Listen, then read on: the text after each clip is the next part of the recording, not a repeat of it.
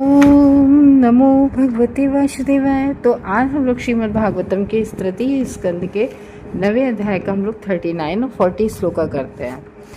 आज हम लोग 39 के बाद जो 40 श्लोका करेंगे तो उसमें भगवान बता रहे हैं कि कैसे हम लोगों की मनोकामनाएं पूरी होती हैं।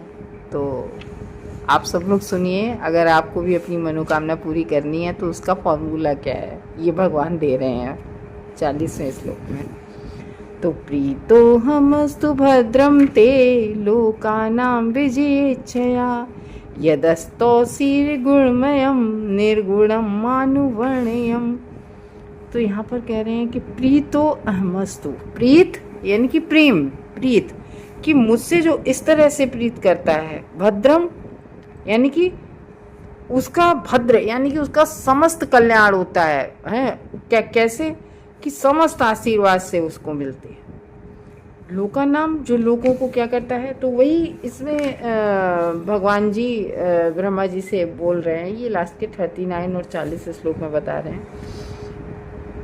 भगवान कहते हैं कि तुमने मेरी प्रीत, मुझसे ऐसी प्रीत की, मुझसे ऐसे प्रेम किया, मुझसे मैं उससे बहुत प्रसन्न हूँ। ब्रह्मा जी शुरू क्या करते आ रहे हैं, ब्रह्मा जी भगवान से प्रार्थना कर रहे हैं कि मैं सृष्टि के समय ये ना हो, मैं किसी गुर से, तो इस तरीके से भगवान की जो स्तुति कर रहे हैं ब्रह्मा जी, तो भगवान उससे बड़े खुश हो गए। तो भगवान कह रहे हैं जो आपने मेरी स्तुतियाँ की हैं ना, उससे मैं बहुत ज़्यादा खुश हूँ।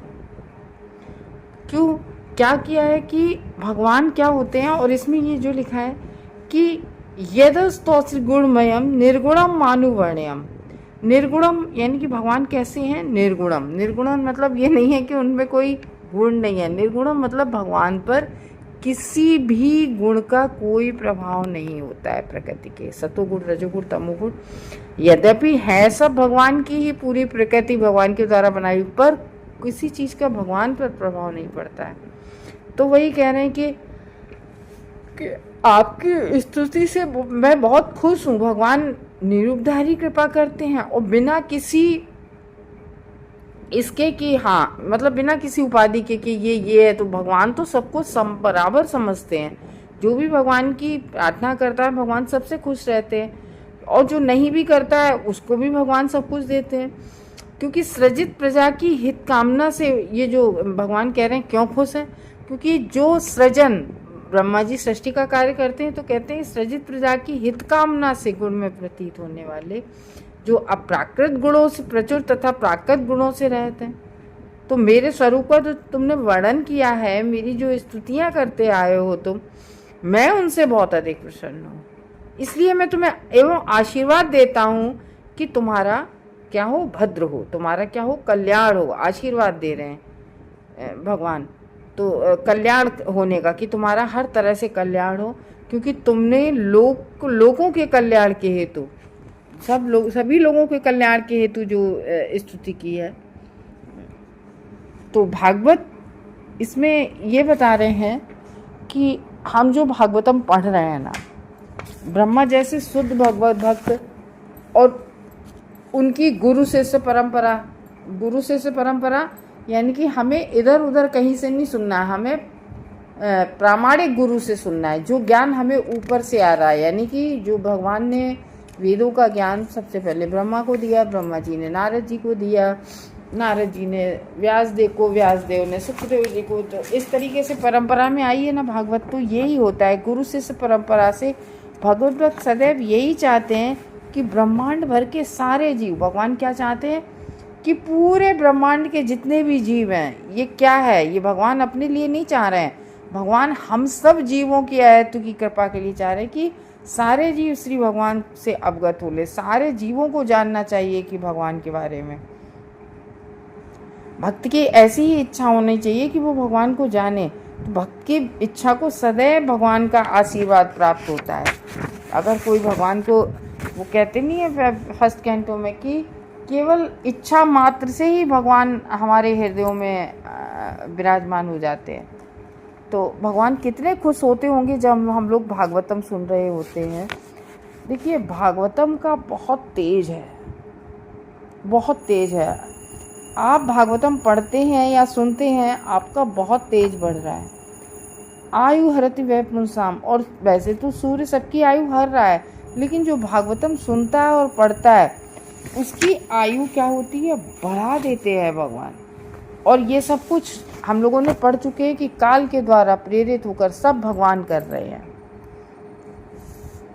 तो वही कह रहे हैं कि कभी कभी जो निर्विशेषवादी लोग होते हैं वो भगवान नारायण की कृपा के लिए सतगुण के साकार रूप की प्रार्थना करते हैं, किंतु ऐसी प्रार्थनाओं से श्री भगवान तुष्ट नहीं होते हैं, क्योंकि इससे क्या होता है, उनके वास्तविक दिव्य गुणों का गुणगान नहीं हो पाता है। देखो वो एक कौन था, वृत्तासुर, उसने पूजा की थी, शिवजी जी की उपासना की थी, मैं जिस पे हाथ रखूं वो भस्म हो जाए। तो जो देवता लोग होते हैं, जैसे ब्रह्मा हुए, शिव जी हुए और गणेश जी हुए, दुर्गे मैया हुई, ये लोग कर्मों के अनुसार आशीर्वाद दे देते हैं। और भगवान जो हैं, भगवान आशीर्वाद बहुत जल्दी नहीं देते हैं, वो देखते हैं कि तुम्हारे लिए क्या सही है। तो जिस तरीके से जैसे वृत्तासुर को हाल मिल गया, हिरण्यकश्यप ने तपस्या की, ब्रह्मा जी ने उसको वरदान दे दिया कि, लेकिन अंतोगत्ता क्या हिरण्यकश्यप जीवित रहा कि रावण जीवित रहा कि वृत्तासुर जीवित रहा, होता वही है जो भगवान चाहते हैं। जैसे देवताओं की हम उपासना करते हैं, देवताओं ने हमें वरदान दे दिया, तभी तो कहते हैं कि वो चीज़ भगवान हमेशा शाश्वत, उनके आशीर्वाद हमेशा शाश्वत, उनके वरदान हमेशा शाश्वत। वो देखते हैं कि हमारे लिए क्या सही है क्या नहीं सही है। और देवता लोग भी जो भगवान जैसे शिव जी हैं, उनमें है सामर्थ्य कि वो हमारा जीवन लौटा दे, हमें जो भी हम वरदान मांगते हैं दे देते हैं। लेकिन अंतुगत्ता जो लास्ट परमिशन होती है वो भगवान की होती है। तो भगवान के शुद्ध भक्त सदैव अतिशय प्रिय होते हैं भगवान को। यद्यपि वे सभी जीवों के प्रति हमेशा, सभी के प्रति, जो उनकी नहीं भी भक्ति कर रहा है उनके प्रति भी बड़ा कृपालु और दयापूर्ण रहते हैं। तो इस श्लोक में जो शब्द आया ना गुणमयम, ये इस शब्द का मतलब है क्योंकि भगवान गुणमयम है, यानी कि भगवान दिव्य गुणों से युक्त है, ये बता रहा है ये शब्द। तो नेक्स्ट श्लोक में 40 में हम लोग जानेंगे कि किस प्रकार से भगवान जो है हम सबकी विशेष पूरी करते हैं। या एतेन पुमानेत्यम स्थित्वा स्तोत्रेण मा भजेत तस्यांशु संप्रसीदेयम सर्वकामवेश्वरम सर्वकामवेश्वरम। तो जो यहाँ भगवान कह रहे हैं कि भाई देखो, जो भी मनुष्य क्या होता है, या ये तेन, यानी कि इस तरीके से, किस तरीके से, जैसे ब्रह्मा ने स्तुतियाँ की हैं, तो जो भी मनुष्य ब्रह्मा की तरह प्रार्थना करता है, तो वो इस तरह जो मेरी पूजा करता है उसे शीघ्र ही यह वर मिलेगा कि उसकी सारी इच्छाएं पूरी हों। ब्रह्मा जी से कहा था ना कि ठीक है, तुम सृष्टि का कार्य करो, तुम्हारी सारी इच्छाएं पूरी होंगी, जो जो तुमने प्रार्थना की है, जो जो तुमने सोचा है, सब पूरा होगा, क्योंकि मैं समस्त वरों का स्वामी हूँ। भगवान क्या कहते हैं कि मैं ही समस्त वरों का स्वामी हूँ। जितने भी वरदान हैं उन सभी वरदानों के भगवान स्वामी हैं। तो ब्रह्मा द्वारा जो स्तुतियाँ की गई हैं, इस तरीके की स्थिति, ये श्लोक है, लिख ले, मतलब रोज आपको करना है ये श्लोक। या ये तेन पुमानित्यम स्तुता स्तोत्रेण मा भजेत, यानी कि भागवतम का आप अगर गूगल पे सर्च करेंगे आपको मिल जाएगा। भागवतम के 3rd कैंटो का 9वें अध्याय का 40वां श्लोक है। तो वो कह रहे हैं कि ब्रह्मा द्वारा दी गई स्तुति को कोई भी ऐसा व्यक्ति नहीं कर सकता है जो अपनी इंद्रिय तृप्ति करने। बहुत अच्छी बात है ये, क्योंकि ब्रह्मा क्या कह रहे हैं कि कोई चीज़ मुझे प्रभावित ना कर पाए, कोई चीज़ मुझे आकृष्ट ना कर पाए। तो यहाँ पर प्रभुपाद अपने तात्पर्य में लिख रहे हैं कि भैया ब्रह्मा जी जैसी स्तुति वो व्यक्ति तो बिल्कुल नहीं कर सकता जो व्यक्ति अपनी इंद्रिय तृप्ति करना चाहता है। क्योंकि ब्रह्मा जी क्या प्रार्थना कर रहे हैं कि मुझे कोई चीज़ प्रभावित ना कर पाए, मैं किसी इंद्रिय तृप्ति में ना लड़ूँ, मुझे रजोगुण प्रभावित ना कर पाए, मुझे कोई भौतिक गुण प्रभावित ना कर पाए। लेकिन जब जो व्यक्ति इंद्रिय तृप्ति ही करना चाहता है क्योंकि देखो भक्ति क्या है, प्रार्थना क्या है, भगवान को तुष्ट करना, भगवान को प्रसन्न करना। और इंद्रिय तृप्ति वाला व्यक्ति वो किसी के बारे में कभी सोच ही नहीं सकता, वो केवल और केवल अपने ही बारे में सोचता है। तो इंद्रिय तृप्ति करने का अगर कोई इच्छुक है तो वो ऐसी प्रार्थनाएं जैसी ब्रह्मा जी ने की ऐसी कोई कर ही नहीं सकता है। ऐसी स्थितियों का चयन वही व्यक्ति कर सकता है, क्योंकि हमारी इच्छा तो है, हम जो है कहने को ये है कि जो हम अशाश्वत चीज़ें हैं, जो क्षणिक चीज़ें हम उन्हें मांगते हैं, हमारी नौकरी लग जाए, हमारा धंधा अच्छा सा चल जाए, यही तो मांगते हैं हम लोग। और इसको पता है कूड़ा करकट हमारे शास्त्रों में क्यों कहा गया, हमारे गुरु लोग क्यों कहते हैं, क्योंकि ये क्षणिक सुख है। और हो सकता है क्या सर्विस हम कर रहे हैं, क्या हम बहुत, हाँ हमें फैमिली चलाने के लिए हमें पैसा मिलता है सर्वाइव करने के लिए, लेकिन क्या कभी कभी क्या होता है, क्या हम उस सर्विस से बहुत खुश होते हैं, ठीक है ना। तो वही इसमें बता रहे हैं कि ऐसी स्थितियों का चयन वही व्यक्ति कर सकता है जो भगवान की सेवा करके केवल और केवल भगवान को तुष्ट करना चाहता है, केवल भगवान की लविंग डिवोशनल सर्विस, भगवान की दिव्य प्रेममयी भक्ति सेवा करना चाहता है। तो जो ऐसा करना चाहता है भगवान उसकी सारी मनोकामनाएं पूरी करते हैं। अर्जुन के पास क्या नहीं था, युधिष्ठिर के पास क्या नहीं था, है?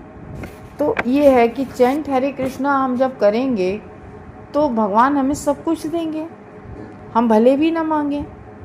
जब हम विष्णु को प्रणाम करेंगे तो लक्ष्मी मैया देख रही होती, उनकी दृष्टि हम पे पड़ेगी, क्योंकि वो हमेशा विष्णु भगवान के साथ रहती हैं, उनकी पत्नी हैं। तो लक्ष्मी मैया की जैसे ही हमने प्रणाम किया, लक्ष्मी मैया की दृष्टि पड़ी तो हम पे कृपा होगी, तो निश्चय ही पूरी करते हैं। किंतु वे अभक्तों की सनकों को पूरा नहीं कर सकते, ये बहुत अच्छी बात है। अभक्तों की कैसी सनक, भगवान शिव जी ने पूरी कर दी, हिरण्यकश्यप की ब्रह्मा जी ने पूरी कर दी।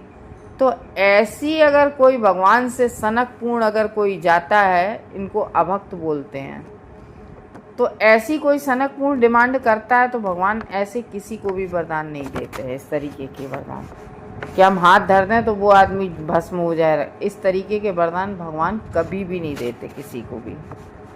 तो भले ही ऐसे आकस्मिक भक्तजन सर्वोत्कृष्ट प्रार्थनाएं क्यों ना करें। तो जैसे दूसरों का अमंगल करने के लिए अगर कोई व्यक्ति भगवान से प्रार्थना करता है तो भगवान ऐसे को कभी भी वरदान नहीं देते, भले ही वो इस तरीके की स्तुतियाँ करे। तो इस तरीके से इस श्लोक का मतलब क्या है, सारांश की भगवान कह रहे हैं कि या स्तुति करे कोई, चाहे वो योग्य हो अयोग्य हो, साधु हो असाधु हो, तो जो बोलेगा इनकी सारी इच्छाएं पूर्ण हो जाएंगी। जो भी इस स्तुति को यानी कि इनको बोलेगा, इस श्लोक को जो भी बोलेगा, कहने का ये मतलब है कि ये जो श्लोक है 40वां, ये फलश्रुति श्लोक है।